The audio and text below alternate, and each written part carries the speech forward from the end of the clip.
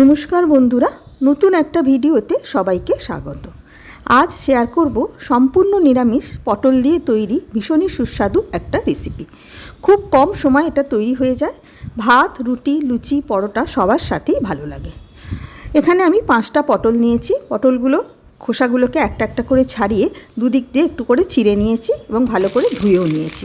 প্রথমে পটলগুলোকে ভেজে নেব। তার জন্য কিছুটা সর্ষের তেলকে ভালো করে গরম করে নিয়ে পটলগুলোকে দিয়ে দিলাম।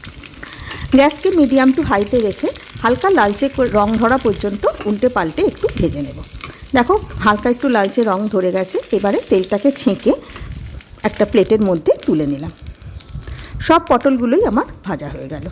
এইবারে গ্রেভির জন্য একটা পেস্ট বানিয়ে নেব। তার জন্য কিছুটা কাজু বাদাম 5টা 6টা মতন ভেঙে নিয়েছি যাতে বাটতে সুবিধা হয়।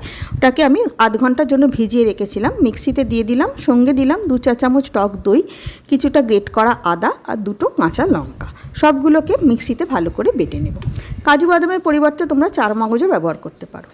এইবারে তরকারিটা বানানোর জন্য কিছুটা সাদা তেলকে ভালো করে গরম করে নিয়ে একে একে দিলাম গোটা জিরে, গরম মশলার মধ্যে ছোটো এলাচ, দারচিনি, লবঙ্গ আর একটা তেজপাতা।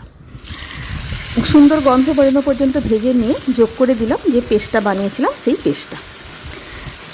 পেস্টটাকে দিয়ে এবার বেশ কিছুটা সময় কষবো ততক্ষণ না সুন্দরভাবে তেলটা ছাড়ছে। মিক্সিটা ধুয়ে সামান্য একটু জলও যোগ করে দিলাম। গ্যাসের ফ্লেম এই সময় মিডিয়াম টু লোতে থাকবে।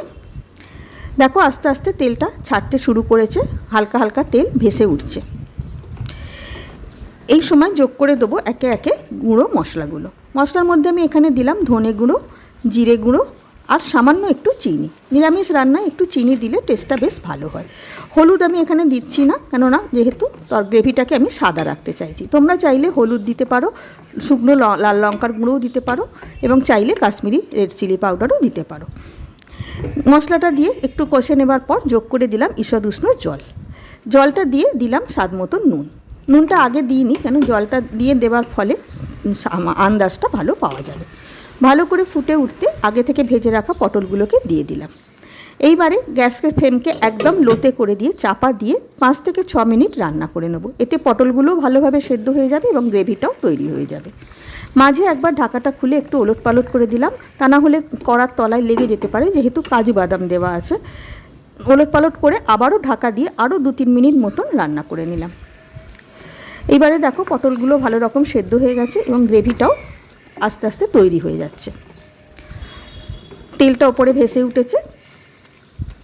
সব শেষে মিশিয়ে দিল কিছুটা কসুরি মেথির ফ্লেভার তোমরা যদি পছন্দ না করো সেক্ষেত্রে গরম মশলা গুঁড়োও শেষকালে মেশাতে পারো। কসুরি মেথি দিয়ে ভালো করে একটু মিশিয়ে নিয়ে গ্যাস বন্ধ করে মিনিট 5-এর জন্য স্ট্যান্ডিং টাইমে রেখে দিলাম। তৈরি হয়ে গেল নিরামিষ পটলের একটা দারুণ সুস্বাদু রেসিপি। ভীষণই সহজ একটা রেসিপি। আশা করি তোমাদের ভালো লাগলো, আর একবার এইভাবে বানিয়ে দেখবে, ভীষণ টেস্টি হয়। গরম ভাতের সাথেও, পোলাওর সাথেও ভালো লাগবে, আর রুটি, লুচি, পরোটা এগুলো দিয়েও ভালো লাগবে। নতুন বন্ধু হয়ে থাকলে সাবস্ক্রাইব করবার অনুরোধ রইল। ধন্যবাদ।